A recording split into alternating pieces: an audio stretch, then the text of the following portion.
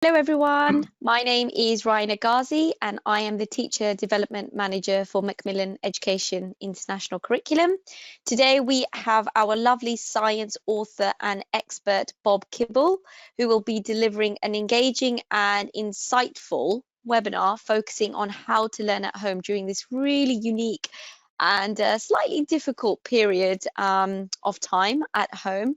So I will pass it over to Bob in a moment. Just to let you know, if you have any questions, do feel free to write them in the questions box, and Bob and I will answer those as we go along. You won't be able to see one another's questions because of the way the platform is built, but we can see your questions. So I will pass it over to Bob now. Thank you. Hi, thanks, Raina, and a warm welcome to everyone. Hello, and thank you for joining us. Ni hao, bonjour, salam alaikum. I know that we've got observers from across the globe today, and it's a real pleasure for me to be speaking to you. I'm speaking from my home in Scotland, and I'm going to be showing you some slides as we go through, and I'll talk over the slides, and there'll be an opportunity for questions at the end. I'm really hoping to give you some general principles about how you might engage with learners at home and how you might be supported by people who are not living with you but are connected, like teachers and friends. So we'll start away and I'll probably be putting my video link on and off as we go through, and so you see the full screen. There we are. Just to let you know, this is where I'm from at the moment. I'm broadcasting to you from the lovely Scottish town of Peebles in the Borders, south of Edinburgh. And you see we have rolling hills, trees, and a river. It's the River Tweed, famous for fishing. And I'm very lucky to be living here. I realise that the plush green hills are not something that you'll all be used to, but I hope one day, when the time is right, that you'll find time to travel and maybe you'll have a chance to see bonny Scotland. I also hope that I'll have a chance to travel and see your lovely areas too, and that we'll meet in the fullness of time.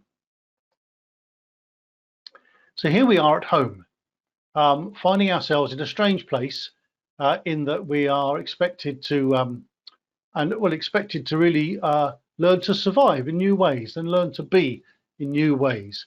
And learning, of course, has always continued at home. It always has done in the past, but now it seems to be wholly active at home. So what can we do as parents and what can we do as teachers?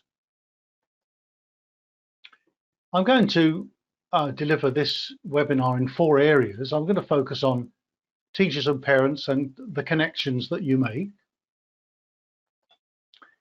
I'm going to say a few words about your home as a learning environment.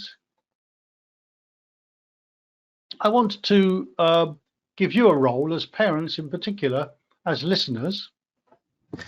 And finally, I'm going to spend a bit of time illustrating an element of learning through storytelling. Excuse me. Okay, teachers, here you are in the slide. That's you. I know you're not all maths teachers, or maybe you are all maths and everything else.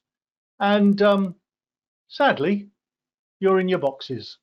You're separate. You're not at school, most of you.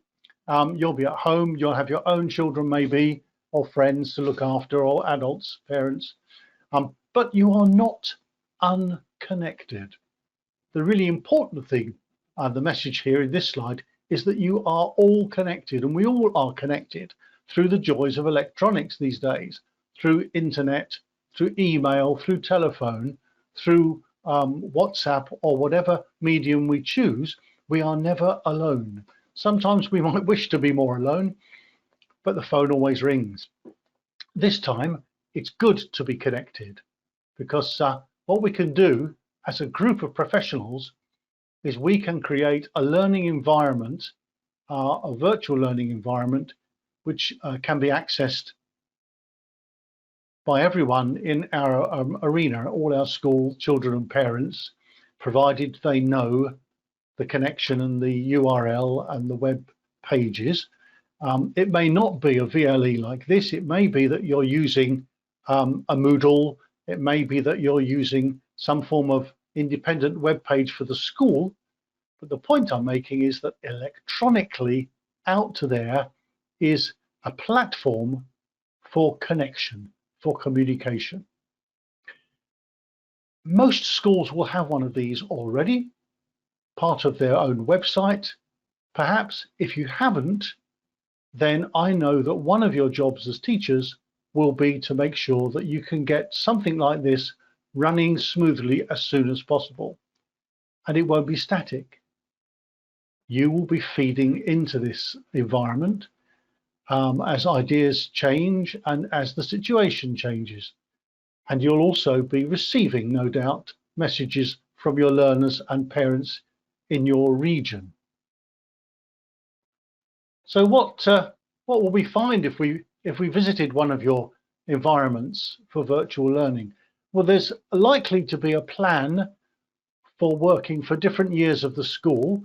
It could be a syllabus, or it could be a syllabus that has been interpreted by the teachers, and it will give activities, broad activities and targets to be thought about. I would hope that a growing area would be references for everyone to find from the internet. There's such a lot of learning resources on the internet. It takes hours strolling through them and scrolling through and trying to find correct ones. Teachers are professionals and will be able to identify the valuable websites that you will need at home. And part of their job in their distant management during these times is to alert you as to where the most appropriate sites are. You may find teachers making suggestions about activities week by week in different subject areas, even extended tasks and even resources, worksheets and that sort of thing to support learners. And I'd like to think that most good learning environments will be two-way, and that there will be an opportunity for questions from parents and opportunity for maybe even displaying children's work, so that parents will benefit from seeing the work that other parents have been dealing with and other children. So the first major point in this presentation is that you're not alone, you're very connected, and you're connected electronically, and that will be your lifeline during the next few months. And that teachers, far from being out of work, are very much in work, working from home, and they will have the job of using this electronic medium to maintain contact with you. This is a page from the website of a local primary school in Peebles, where I live. And it just shows you that for the second level learners, the teachers have produced a grid of activities, suggested activities for maths, for numeracy, for reading, for writing, spelling, talking and listening, for project work, etc. So parents visiting the site and reading this will have a really good idea, and so will children, of the tasks they are being directed to tackle. So you don't have to reinvent any wheels. The schools will be doing a lot of this work for you to steer you. Some schools, I know my granddaughter's school uses a commercial website like this one, Microsoft 365 or Education City. I've just chosen two. There are many. You may find that the schools communicate to you via one of these more commercial sites. Okay, so there you are as a parent at home, and you have a number of tasks. Of course, you perform all sorts of roles, looking after your own family, your extended family, and yourselves. One of the areas that you'll look at for supporting your learning children is to provide a healthy learning environment for them. You'll no doubt have been washing hands more frequently than ever these days, and realizing that going out to play with friends is really not something that can be encouraged these days. Finding a safe place is important. A place where a child can go to sit down, a table and a chair, minimum, occasionally access to the internet if possible, but a place that they recognize this is where I go to do my home learning. A place without too many interruptions. Of course, materials for studying will be needed, and that might just be pens and pencils, colouring pencils. It may be some books, resource books. Certainly will be paper, and I'll say a little bit of that about that in a moment. And then perhaps a study timetable that you could create together, just to make sure that all the subjects you need to cover are indeed covered. Here's an example of one from Ruben, who's a young friend of mine, that Ruben put together with his mummy, called Maya. And Maya and Ruben sat down and drew up a little learning timetable for the first week of not being at school. So Ruben has exercise every day, first thing, and then he'll start his school learning. And he's got at the end of the morning free choice for the afternoon, and he can do everything from washing the cars to watching a movie to playing a board game, doing some painting, and he can choose those things. So making a little bit of a timetable like this is a really good idea and a good way of supporting children.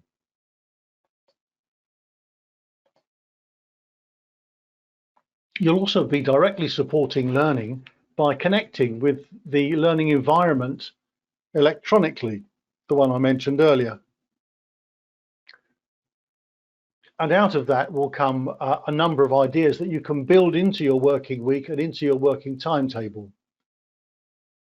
There's no doubt that encouragement and interest is important, and you taking an interest in what are we learning today? What if we, oh, that's interesting. We're going to be doing some maths, or you're going to be doing some maths, and that's really good work, isn't it? So we can celebrate those achievements as they and when they arrive. I think it's important to have regular times in the day when you do your schoolwork. And I must say this, you won't be expecting children to work as hard or for as long at home as they would at school. That's just not going to happen. But to have a set time in the mornings, usually, where you can say, this is for schoolwork, then we have a break, this is for the next piece of schoolwork, that's important. Another thing you might want to do is to create a school-like environment by having, maybe taking the register in the morning, or maybe even dressing up in our school shirt and our school skirt and looking like we're going to school. And that will only last for the morning, but it gives a sense of continuity for children. No, you don't have to be a teacher. Don't worry. If you're a parent at home, you've not been trained to be a teacher. You don't have all the skills of a teacher. You have loads of skills, but they might not be refined teaching skills. So don't expect yourself to have to stand in the position of a teacher. The problem if you do that is that you'll end up talking and occupying all of the space with your youngster. The best teaching skills are listening skills, and that's my next point. One of your major roles is to listen and to encourage and then to celebrate. And I'll be saying more about the skills of listening in a later slide. Of course, one of the things that you will have will be the support of books.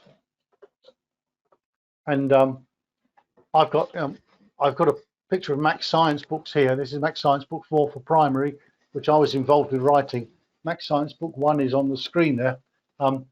Max Science books, they're only one of many books on the market, but they're the sort of books that you could have available if you could find them. If children have brought them home from school, they will give you lots of ideas as to what to do, and for children, activities for them to do. So make the good use of books, maybe books that are recommended by the school. So that's teachers and parents working to support learning.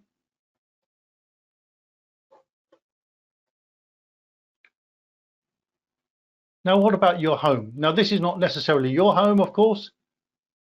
It's a home, but homes can be really rich learning environments. A picture like this of a home, for me, shows me all sorts of elements for learning, to support learning, for language, squares, circles, leaves, surface, shadows, design, materials.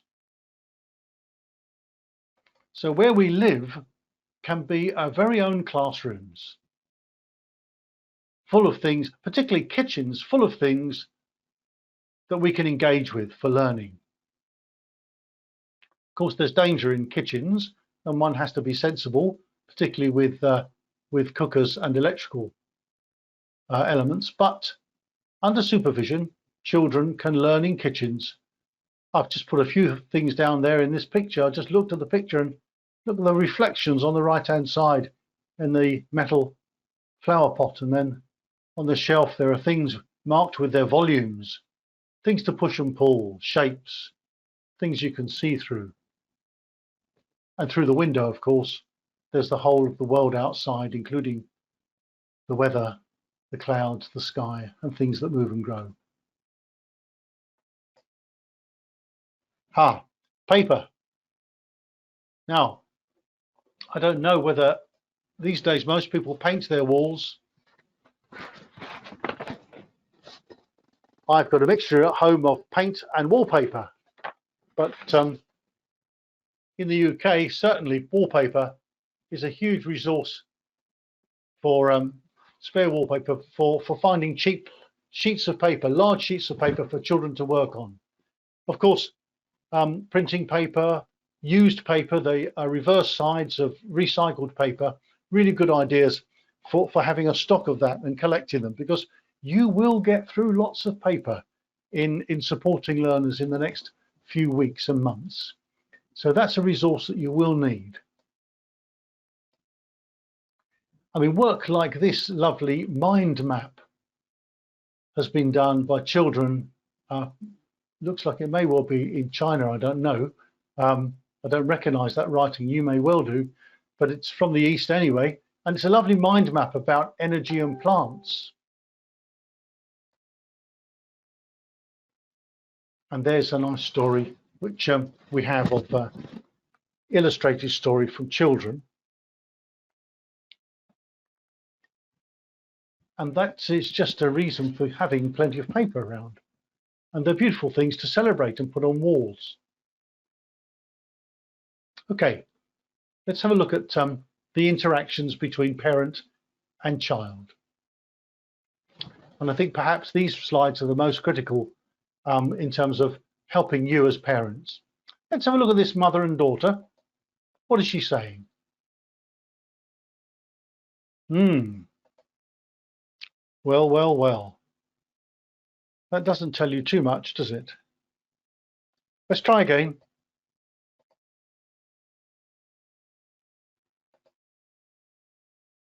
Oh, what a shame. Let's try again.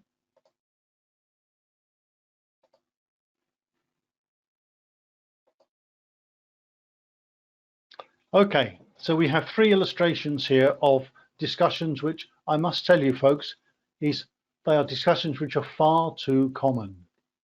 Even experienced teachers fall into this trap. And the trap is asking closed questions. 95% of questions that are seen in classrooms are closed, very sadly, because they're the easy questions to ask, but they don't lead to much at all.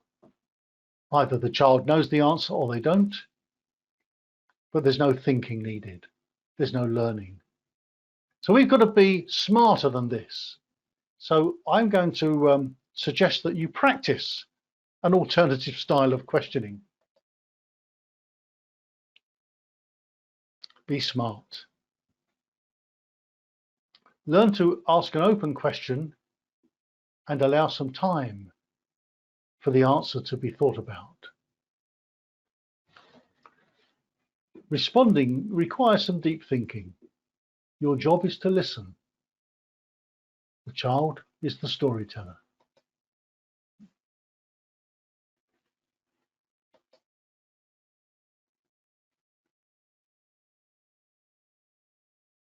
And there we have it. Deep and meaningful learning. The child is the teacher. The parent is the listener. And that's happened because the parent was smart enough to ask an open question. And the child has the floor. They may want to answer using diagrams, pictures, the drawings. They might use some models, but you are the audience and they have the learning platform. And that's the target for you at home, I think. Critical interactions with learners will be about listening to learners. So wise teachers, wise parents, they'll learn to ask questions like this. Oh, tell me about these things. Well, what do you think about? Oh, how can this happen? How can that happen? Oh, in what ways can we do this? They're smart, open questions. And if you learn to ask these questions, you'll gain enormous status at home. And you'll make your children think. And in thinking, they'll be shaping and reshaping their own thoughts and making neural connections. They'll be learning as they respond. And you, well, you can just sit pretty and be entertained and interested because you're the learner and your child is teaching you about their new learning. So that's a real target for you at home, and it's a target for teachers everywhere, I think. Learning to listen. How good is Dad here? He's going to be, oh, he still hasn't got it. Dad, I'll draw a picture. Or maybe I'll have more luck explaining it to Teddy. Actually, that's not trivial because having something like an animal, a teddy bear, a favorite doll, teachers quite often use puppets. Having a doll or a teddy bear is an unthreatening listener, and children quite often respond to talking to a teddy bear in their own imaginary world far more readily than talking to an adult. So having something like a teddy bear there and say, okay, let's explain the ideas to Teddy. Teddy wants to know.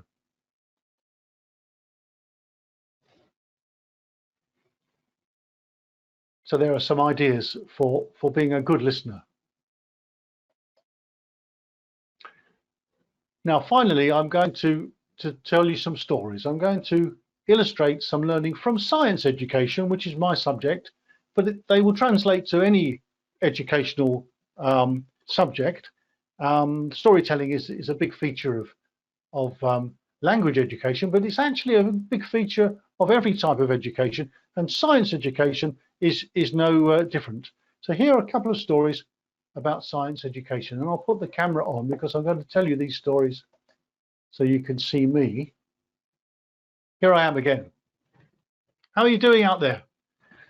Well, we've got about another 5 or 10 minutes, and I'm going to tell you a story about the sky. High in the sky, beyond the clouds, there's a rock. And on that rock live some people. On the rock lives someone called Jack. And on the rock, on the other side, lives Maisie. And the rock in space is near to a very bright star.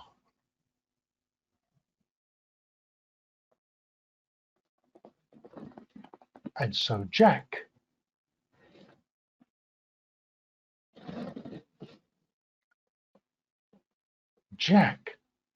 has a sunny day. and he can play and skip and jump and look out the window. And Maisie is in the darkness. She's asleep. It's getting colder for Maisie. It's getting hotter for Jack. But fortunately, this rock is slowly turning. And that means that Maisie has a chance to get warm on a sunny side of the rock, and Jack has a chance to sleep in the darkness. And as the rock turns, it turns as slowly as the hands of a clock. So Jack finds daytime and Maisie finds nighttime. And that is how daytime and nighttime work for the rock in space. Of course, this rock has a name. The name of the rock is Earth. And guess what? It's the same rock that we live on. Yes, indeed. And at the moment, we're on this side because it's sunny and it's daytime. But in 12 hours' time, we'll have moved around to the other side where it will be night time. And all this time, the sun has not moved. It's us on our rock, slowly turning, which gives us night and day. So there's a story which you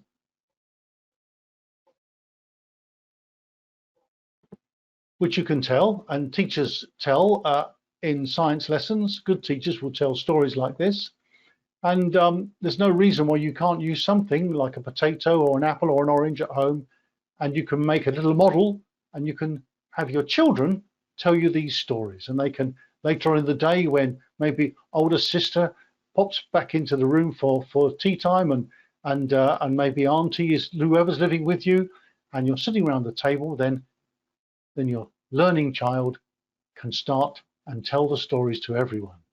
And you, of course, will be listening. So there's Jack, and there's the star, and there is Maisie. And the rock turns. And of course, the star is the sun. And the rock is the earth. And that's where we live. End of first story.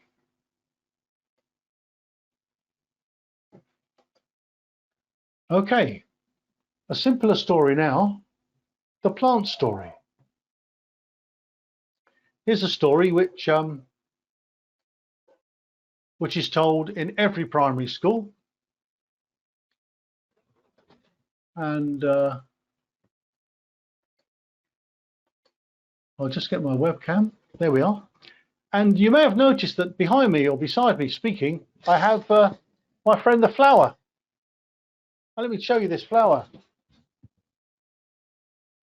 This is a homemade flower. It has leaves which catch the light. I put some roots on the flower. It has a stem. Well, it's a plant, of course, and it has a flower. So it's a plant with stem, leaves, roots, and a flower. And this plant, been homemade with a drinking straw, and there it lives. It's a little place here. And I've also made my very own insect, and that's going to help me tell the next story, which of course is the story about flowers attracting insects through the nectar, and the insects pick up pollen to travel to the next flower, which deposits the pollen, and that's how flowers grow to new flowers and seeds are made. It's part of the story of pollination. It's part of the cycle of life of plants. Now, oh, there we are. That's a little animation for you. You know about the cycle of life, but the point is your children are going to tell you this story, and they'll tell you the story through the help of modeling. So modeling, there we are. I think you'll see me now. Here we are. Modeling, very important in understanding ideas, and simple models like this of a bee, of a flower, that can be part of a dramatization of theatre, a theatre show that children could offer to you. You're in the audience, they are the teachers, remember, and you can ask your questions, but they'll explain to you how the bee is attracted to the flower and how the leaves point to the sun because they collect the light to make the flower stronger. And the seeds fall and make new flowers, make seedlings, new plants make seedlings, and the seedlings grow to bigger plants, and the plants have flowers, and the cycle starts again. Well, I mean, that's another story you can tell and get your children to enjoy telling you that same story. Here's another story. And this story is based on, I'll try to get my picture up here. There we are. Here we are. Thank you. This story is based on, cheers, a glass of water, which is important these days because we need to keep hydrated. Of course, apparently I read that the coronavirus, if we get it, unfortunate to get it in our mouths, of course, if we're drinking regularly, we're likely to wash virus down into the acids in our tummy, and that will be quite, that will get rid of it on our system. If we don't regularly hydrate, then there's less chance of that. I'm not a medical man, but I've heard that. But anyway, this is a story about the glass of water, and I'm thinking about what is there inside this glass of water. If we could look really closely, at this glass of water, what would we see? Well, let's see what we might see in the glass of water.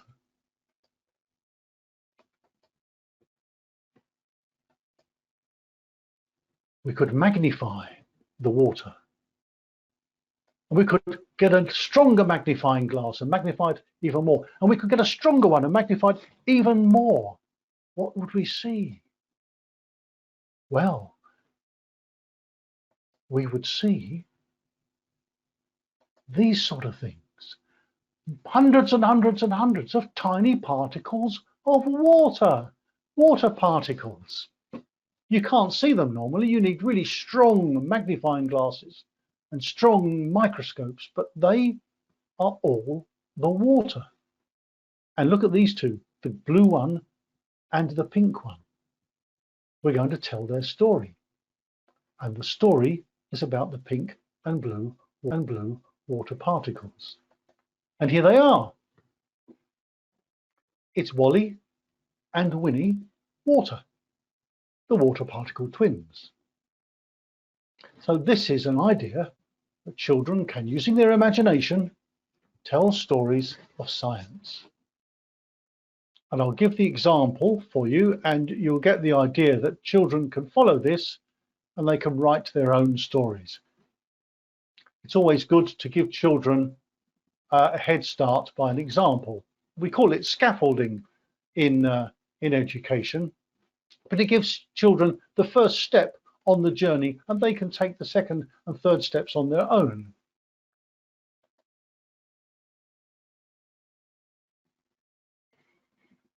I can imagine children drawing pictures like this, telling their stories that we are Wally and Winnie, the water particle twins. They're very easy to draw. Ah, they're in the water in the pan, and the pan is going to be warming up some potatoes for cooking. We're cooking our potatoes. Look at how hot it must be in there. Bash and bump, we have more energy. Bash, bump, bounce. And then what happens? The water bubbles. And some of the water escapes as steam. And it goes around the kitchen. And in that water is Winnie and Wally. And they've disappeared into the space of the kitchen. And they're in the air in the kitchen. And they may never see each other again. Goodbye, Winnie. Goodbye, Wally. When will I see you again? Will they ever see each other again? Maybe there's a story to be told in chapter 2. And there are some clues in the diagram. What might happen to Wally and Winnie? Here is a starter for some new ideas. On the left, can you see what's happened to Wally? He's condensing on the window with his pals into a big drop. And when the window gets cleaned and the cloth is wrung out, he ends up going down the sink plug hole. Where to? What about Winnie? She's blown through the window and into the garden and up into the sky where she becomes part of a cloud. What will happen to her now? Of course, one of the lovely things about Wally and Winnie, the water particles, is that they are always there. You can't get rid of Wally and Winnie. They are always there forever. They're just doing different things.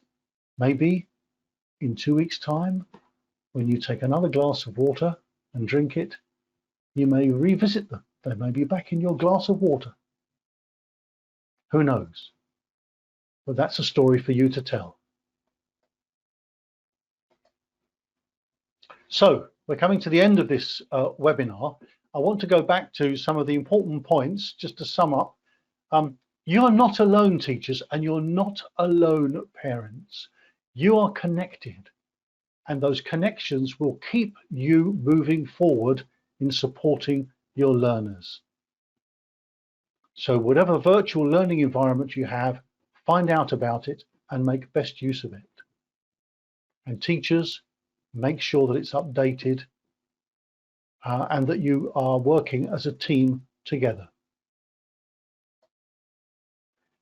Yes, homes are rich places for opportunities for learning. So don't ignore all the things that are happening in the house, because they are full of opportunities for talking about change, talking about materials, talking about things that we see moving, shadows, hinges, noises, things to see. It's a rich environment where we live. And if we have access to a garden, then that's a whole new world of opportunities. Yes, your job as parents is not to teach, but it is to listen and encourage and be interested. Learn those listening skills and learn to ask open questions. And finally, don't be afraid of encouraging some good theatrical storytelling, using models, using pictures, and being adventurous, because being part of an audience which sits down and listens to a child telling you the new stories of whatever it is they've been learning about, it's a real joy. So learn to listen and enjoy those stories. So from my family and friends here in Scotland, I wish you all well. We'll get through this together in a few months' time. And when we come on the outside of that and the summer maybe is over, we'll keep in touch. And maybe I'll be able to come and see you in India or China or the Middle East or wherever you are. But good luck and keep safe and enjoy your time together in this new way of being. I'll leave you with a short poem which I wrote. It's a haiku. And it's simply, the last line's important. We're all in this together. You're never alone. We're all connected. So let's make use of these new connections as we stay friends over the distances. There are contacts here for Macmillan supporting education, and I'd like to say thank you so much for listening, and I'll be ready for questions in a moment. Goodbye, everyone. Great. Thank you so much, Bob, for your really engaging webinar. Hope that the teachers really enjoyed the session. As Bob mentioned, here are some website links that you can use to contact us. Also, the webinar recordings, a few teachers have asked where they can obtain the recording. It will be available both on our website, as you can see here with the link, or also on our YouTube page. So please do watch out for those as well. We have a lot of previous recordings for webinars that you can also have a look at as well. CPD certificates will be available within 1 week, along with a PDF of this PowerPoint and also the recording as well. So do look out for those. Also, do follow us on Facebook. The details are below. And if you do have any questions, Bob is here for the next few moments. So if you do have any questions, do feel free to write them in the chat box, and hopefully Bob can answer those as well. So we'll wait a few minutes to see if you have any questions. While people are thinking So, of, thank you, Rainer. While people are thinking no of worries.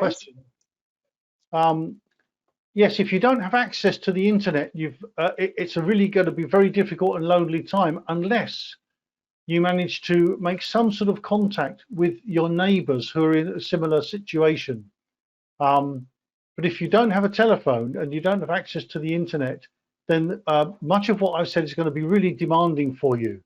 And I can't magically find a solution, I'm afraid, from that. I live in a connected world. And I think many people do, but I understand, of course, that many of you are disconnected and you're very much left on to your own devices there. So learning may have to take a slightly different format for you, I'm afraid. I wish I could offer you a better solution. Okay, I'll read a few questions for you, Bob, and then we can see if we can get through these. So, Mr. Robert, as being a maths teacher, how to engage my students, one moment, how to engage my students online and make it interactive? Okay, interactive is difficult because if you have 50 students or 40 students or whatever, you're going to set yourself up as communicating regularly with all of them. A video may help, rather like this. If you can set up a morning time where Mr. Maths teacher, whoever you are, speaks to everyone, and that would be great for children because to see their teacher online is a comforting, familiar face. You will make such an impression. And then to actually deliver this week's tasks, you know, there are 3 tasks, they're on the website or they're here on a piece of paper, I'm holding them up, or this is what I want you to do. That's what you could do if you could create a small electronic link. If you don't have electronic links, then it's going to be very difficult. But to have, if you've got one, then make the most of it and make an appearance and show them that you're there, even though you're not next to them. You're there and thinking about them. Excuse me. Okay, we have a question which says, from Jasleen, how to introduce new things to a child who is not able to recognize letters? Okay, I'm guessing that this is about new things for children who don't read or can't read. Yes. Maybe because they're too young, I don't know, but there are certain, I mean, what children do respond to are artifacts, are things, are experiences which are sensory, feeling, tasting, touching, listening, things that you shake, things that have got different textures on surfaces. And you'll find that if you can put your hands around the home at a number of different objects which are very sensory, you'll find that they will take a child's attention, and you could talk about those objects, or you could ask questions and the child will tell you about them. It's not using the medium of a word. It's using the medium of listening and talking, but not the written word, and using artifacts. And I would also say that having that drawing paper and pencils and drawing pictures, children drawing a picture will tell you all in the picture, all about their ideas without actually writing anything down. They'll have the pictures and they'll tell you about the pictures, and very young children will do this. So I would use the medium, 2 things. I would use real artifacts for sensory engagement, and I would use paper and pencils and colour pencils to encourage pictures. Perfect. We have a question which says, how to encourage children to listen? So receptive skills. Okay, I wonder who they're listening to. But it may well be that they've been given a task, for example, to explain to Teddy. Teddy wants to know. He wants you to explain to him, and the time you're going to explain is going to be in 10 minutes' time. And so let's find a way of explaining to Teddy. So in order to explain something, of course, you need to learn it yourself. So you may have a little scenario like that, where the child is expected to explain to someone else. The other point about motivation is, of course, children have short attention spans quite often. So maintaining variety in the tasks that they're doing is quite important. So realizing that to do a drawing for 10 minutes is about a limit, and you may then want someone to do some talking about the drawing, or some reading, or some play acting, or some modeling about the drawing, and maybe then go back to some writing. But keep the variety going. Don't stay on one task for too long. And secondly, always find ways of celebrating achievement. Well done, great. Tell me about this. This looks fabulous. Let's put this on the wall. Let's show someone else how well you've done, because that's a great motivator. Feeling that you've captured someone's praise is a great motivator. We have another question from Divya: how to encourage students to read books? Okay. Well, of course, books have got to be appropriate age related, haven't they? So they've got to be a book that children can immediately gain access to for whatever reading level they are at. And most children would start with a mixture of picture book and words, and they will be reading with an adult next to them. And the adult, of course, will be helping not only the reading and recognition of the words, but helping by encouraging the storyline along. Oh, what do you think is going to happen next? I wonder what will happen next on the next page. Let's find out. Hey, what's happening in this picture? Let's read about it. So you do need to have that that sense of an adult encouragement, but at a child's level. That might help a lot, particularly if the book is the right level for their reading age. We have a question from Sunena: how to deal with weaker students? Well, for weaker students, I would tend to use the word slower students, maybe, or students who have not made so much progress for all sorts of reasons. Well, of course, your work has to be level appropriate, and there's no point in trying to force a child to learn something which is way beyond their learning level. However, scaffolding techniques do exist for helping children by allowing them to be propped up for the first one or two steps of the task, and then allowing them to complete the task on their own. So, for example, in a book like Max Science, okay, so when we were writing this book, we were very aware that some of the challenges, conceptual challenges, were very hard or just demanding. But we helped children by giving, for example, the first example done for them, and then they had to do their own next 3 or 4 examples on their own. That's scaffolding. Or it could be that what we did was we structured a question: part A, part B, part C. Part A was much easier, part B a little more demanding, part C. So you had a step-by-step approach, not taking on too much at any one time. So scaffolding techniques of meeting the child halfway, or giving a clue, that's another thing. Giving a hint is a scaffolding technique. So you'll find that children who need a little bit more time would appreciate a technique like scaffolding. So they don't have to do the whole task on their own, but you have supported them at the initial phases of the task. Perfect.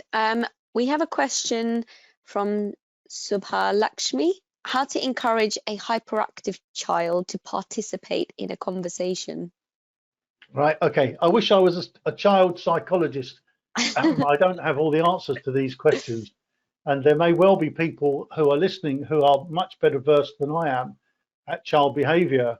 But someone who has huge activity levels like that, I'm guessing that physically physical activity is very important for such a child, and so leading to, if they're bored and not actually physically active, not running and jumping even indoors, and doing exercise, they'll get bored very quickly. So that will be one of the things that I would start thinking about, would be a more physical thing. I'd also think that a more less abstract, a more tangible learning, using artifacts, using models, using building blocks, even using pictures and photographs, rather than using intellectual words, stories, may well appeal to their learning style. But I'm not a specialist in that area, so I wish I could offer you better. Sorry. Perfect. I think we will leave the session there for now. If there are any further questions, as I said, we will have some of the F&Qs on our website in the coming weeks. You will see a little link that says for home learning content, which we will be uploading content onto there, which will really support you with students and children at home. So please do follow our website and have a look at some of the links that we have there. So for now, I would just like to say once again, thank you so much to Bob for his presentation. And Rainer, the slides will be available, yes, through a PDF. Exactly. So the PDFs will be available, the webinar recording will be available, and it will all be sent via email to all of our attendees. So do watch out for that. It will be available within 1 week. So just look out for that in your inbox as well. If you do have any other questions, as I always say, please have a look at our email address and contact us via the address, and we'll hopefully be able to answer any further questions. So thank you so much to Bob. Thank you for the Thank attendees you, everyone. joining. Remember, you're not alone. It's been Indeed. Delightful talking to you and with you, and I wish you good luck and send my very best warm wishes to you all from Scotland. Perfect.